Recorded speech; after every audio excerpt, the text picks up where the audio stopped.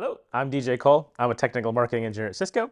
And kind of sort of this presentation is going to focus on some of our new wireless innovations in our industrial space, right? So we have the Cisco Catalyst IW9165 series of wireless client and access points, right? And wireless client is something that you probably haven't heard about in the Cisco kind of catalog. We had a wireless client a long time ago, sort of in the early days of Aeronet, but it's something we're sort of reintroducing into our industrial space with the products that we just launched. So during this section, I sort of called this one riding the waves because I think, a lot of times when we talk about industrial and talk about mobility, a lot of the focus on these new products is for robots and AMRs, AGVs, right? So autonomous guided vehicles, automated guided vehicles. And a lot of times, those robots are sort of what uses our products.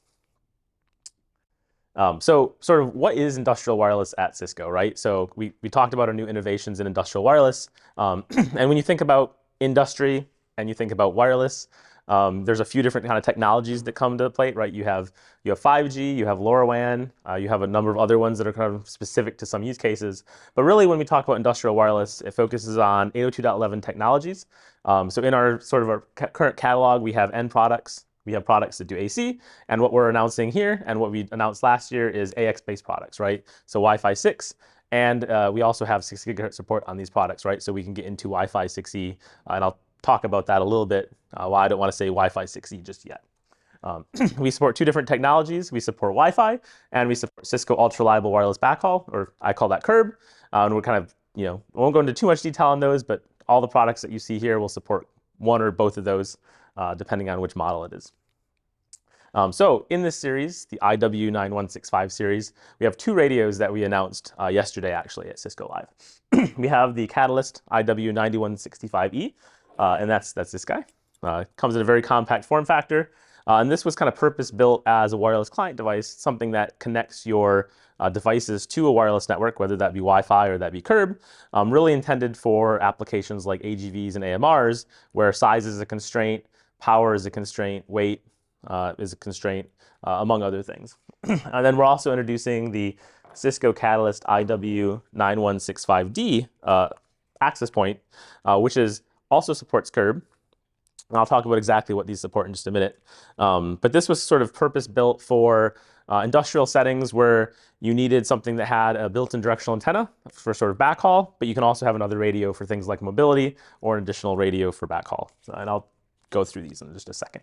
I'm actually going to start passing these around in case you guys want to start looking at them. Very cool. Yep, just be careful. They're a little heavy. I was specifically told for this section that I'm not allowed to throw access points. So I won't be doing that. Really? I was told you were throwing access points, so I was looking forward to it. So yesterday I did accidentally send an access point flying across the room. It didn't damage anything. I was more worried about the floor than the access point. But as you'll see in a second, as I compare this to the rest of our sort of next-gen portfolio, maybe I'll pass this around in a second. This access point, which is the next one I'll show, is almost 9.5 pounds compared to like 2 pounds for those. So they're a little bit safer. Sorry, that was kind of loud, but it's heavy. So kind of our entire next-gen portfolio, these 2 devices kind of round out that. So during one of the previous Tech Field days, I talked about the IW9167E access point, which is this one. That's sort of the premier access point, and I'll give you the tech specs in just a second. But these 2 kind of complement that, right? So, this is an access point you would use sort of on the fixed side or the infrastructure side of maybe a mobility network or other use case, depending on which industry you're in. And these devices kind of complement that with using the same technology, but a little different form factor and sort of different specs, right? While this is a 4x4 device, so 4 spatial streams, 4 transmit, 4 receive on each radio, both of these devices are 2x2. And that kind of helps control the size, some of the power, and also the weight of the weight, and also eventually the cost of everything inside of it. Between these devices, I mentioned that they support Wi-Fi, CURB, and we also support a workgroup bridge. If you're familiar with workgroup bridge allows you to connect devices to your network, right? So that's kind of the complementary side of your Cisco Wi-Fi network. If you have something like an AGV that you want to connect to your network, you do that with workgroup bridge to connect it to your Wi-Fi. And that's a mode that 2 of these support, the 9165E and the 9167E. And then they all support CURB, and This one right here, which is something we announced previously, that also supports normal Wi-Fi mode. So if you just want like a Cisco Catalyst access point in general in your plant, your factory, you can do that with the 9167E. The reason I say that they're not necessarily Wi-Fi 6E yet is because all of these devices support 60 gigahertz. They have 60 gigahertz built in. But of course, regulations across the world, we've started, we as the world, the globe, different countries, have started with low power indoor access points. This specifically, all of these would classify as a standard power access point under like FCC regulations and in EU with ETSI. So we're still sort of working through the regulations as they get approved. These devices will support whatever they can in terms of 60 gigahertz performance. So some of the features that are kind of specific and kind of unique on the 9165E, which is the one that you're passing around, that's the smaller box. Really kind of first in any of our lineup is all of these radios have GNSS built in, right? So when you're doing mobile things, you can have GNSS for location awareness, helps with your troubleshooting. It also is useful for like AFC services for 60 gigahertz in the future. They all have BLE, so they have an IoT radio built in. Not only can it do not only can it do BLE, but it can also do Zigbee and Thread, multi-protocol in that sense. And this radio, specifically the 9165, also has GPIO built in. And I think GPIO on a wireless client is really unique because our customers came to us and they said, we have these AGVs and a lot of them run on battery or capacitors, and they can't always make it back to their charger, especially when they're programming or they have things like e-stops in a factory. And they need a way that they can control that AGV in terms of power and use less consumption of the power when they're doing that, right? So what they really want is the way to have the radio kind of go into a low power mode and tell them when their system needs to wake back up so they can conserve as much power as possible. So there's GPIO on this device, and that allows them to put their AGV basically to sleep, leave the radio on. They can put the radio into a low power mode where it uses much less power, and then they can send a command to the AP that will tell their AGV to wake up and continue operation. And that process takes, maybe a few seconds, maybe a minute or so for their AGV to wake up, but they don't have to go with an extended period of time, and they can conserve battery and sort of have the best trade-off advantage for them in that type of environment. Along with our curb system or Cisco Ultra Reliable Wireless Backhaul, having two radios in one box kind of gives us the advantage of that technology, because we're able to do kind of fast handoffs for things that need really low latency, especially with mobility. And we're also able to do a technology called MPO, or multipath operation, where under curb you can actually use both of those radios to send data across both simultaneously. We actually duplicate that, send it out both radios, and then deduplicate it on the infrastructure side so that you can actually make wireless more reliable than just having one channel of communication at a time. Things like robots, AGVs that can't sustain barely any packet loss, that really helps you, right? Because you can make your network more reliable without having to add any additional hardware. You can have it all in one box. And with the work group bridge mode, I didn't specifically mention it before, but this supports work group bridge, which is kind of specific to a Catalyst or a Cisco infrastructure, but it also supports kind of a submode of that called universal work group bridge, or UWGB, so that not only can you use this with a Cisco infrastructure, but you can actually use this with any third-party wireless infrastructure, right? And then it kind of goes into there's some functionality you lose with that, but you can go ahead and use this device to connect to any wireless network. So if you were to use a device like this, connect it inside your AGV, you'd be able to use the AGV both with Cisco wireless or third party without having to change the box out. Things specific to that larger box, the 9165D, as I mentioned before, it has two radios in it, the same as the other box, but it has that built-in directional antenna, right? So use cases where you need to connect to something remotely and you don't want to put an external antenna, it's already built into that case. And you have the option to have that second radio as well, right? And you can put an external antenna there that's directional for point-to-point type applications or point-to-multipoint. Or you could use that second radio for mobility, right? And with the curb system, you can actually integrate those together. So, imagine you're in like an open pit mine and you have a solar mounted trailer. You're able to put that radio on that trailer and have one link go back to like a central site, and then have that other one be kind of mobile, a mobility network. So other equipment like remotely controlled dozers or autonomous haul trucks, those can actually connect to that mobility network and use it, and you only have one box, right? We could do that before with 2 boxes, but 2 boxes meant more power draw, more things to have to worry about out on your trailers. And these trailers are typically solar powered, so less power draw really helps them at that point. And in most cases, they would have to add a switch there, right? Because they have multiple radios, sometimes 3. And now you're able to have 1 radio, and you can actually have 2 radios, connect them together with no switch, power it via DC, and you have that all, and you minimize the power draw on that solar panel. Other than that, both of these devices have sort of the temperature range that you'd kind of expect from any of our products. The IP, the smaller one, the 9165E, has a little bit lower just because you're indoor and you're in IP30 enclosure. But with the 9165D, you have that sort of full range that you'd expect. And in this case, that goes up to goes up to positive 70 degrees Celsius all the way down to negative 40.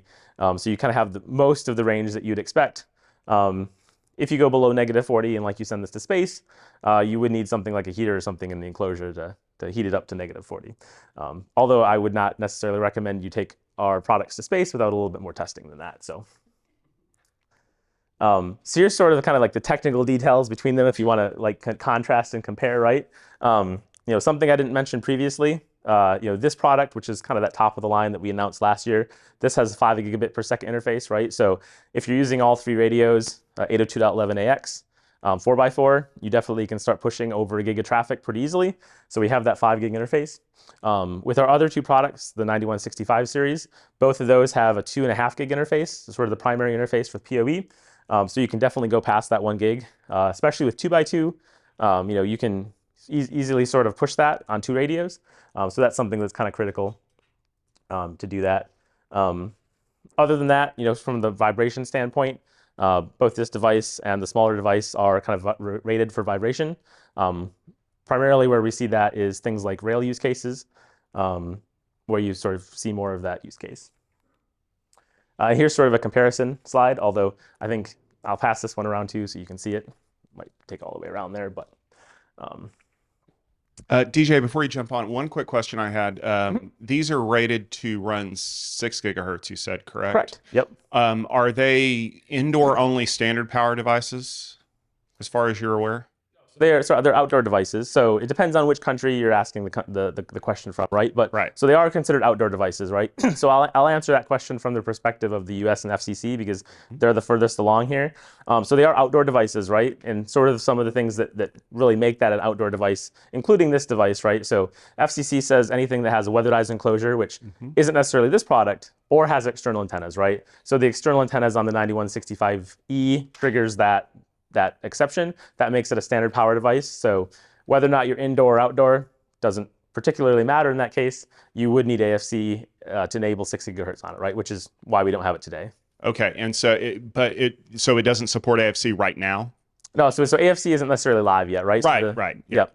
On the obviously we're testing it internally on the Wi-Fi side of things. But today, right, if you were to buy it, that's why we say 6 gigahertz ready. It's not Wi-Fi 6E yet. Once we release the AFC service on the Cisco side, then it would be able to be used. Okay, so that was the point I was wanted to clarify. So it is ready, but not certified for 6 yet. Correct. Yep. Or sorry, 6E yet. Okay, correct. That makes sense. Thank you. That's why at the beginning I'm like, this is not necessarily Wi-Fi 6E, but it is 6 gigahertz capable, right? So at least if you buy today, you kind of protect your investment, right? Because you don't want to be deploying something today that isn't 6 gigahertz ready. But when that happens, when we get those certifications and when the regulations are final so that we can get those certifications, then you would be ready to use it with just a software update.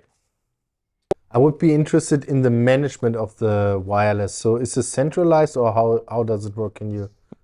So it depends on which model and which technology, right? So, from the top, from the 9167, that supports normal access point mode on the Catalyst side, right? So for management, you would connect it to a WLC, like a 9800 controller, and use DNAC to manage it, just like you would any of your rest of your Cisco equipment. On the curb side, so the Cisco Ultra Reliable Wireless Backhaul side, that's managed separately. So that kind of is, a lot of the management is sort of internal to that. And we have another product called Cisco IoT Operations Dashboard that is going to sort of be the configuration platform for that. So that's a cloud-based service where you'd be able to manage the curbside. And, I say cloud-based service, but it's not necessarily where you think that they have to be connected to the cloud all the time. It's sort of more of a platform to do that. So, you can imagine with our curb technology, you deploy this a lot in industries that don't want to be connected to the cloud, right? So you're actually able to go online, do all your configuration, and then download a file to those devices, right? And we actually have it called one file where you can say, you need to deploy 100 of these devices. You can go online, template that out, download a file with all 100 of those configurations in one file, and then just deploy that file to all the devices. And that kind of keeps you offline, but still sort of have that cloud managed aspect of it. So we're definitely looking at how do we integrate that with sort of the rest of the Cisco platform, and that's sort of in progress. But today we have that as a separate tool called a separate service in our IoT operations dashboard. So if I have a complete fleet, I would need more or less both management solution to manage kind of seamlessly the big boxes and the small boxes, yeah? If you're using Wi-Fi and you're using Curb, then you would need two, right? For each one of those is sort of separate. And the curve portion, so this big box can do both? Yep, it can do Curb and it can do Wi-Fi. Do I need both management suites, or this can be fully managed just by the wireless management control? Well, I think I should clarify, right? So the large box can either run Wi-Fi or Curb, and okay. so you can't run both at the same time, right? Okay. So the hardware underneath is exactly the same, right? And so you would buy it. So when you go out and you actually purchase this, you buy it in either Curb mode or AP mode, and it comes with that software preloaded. But it's very easy just with one command to change between them.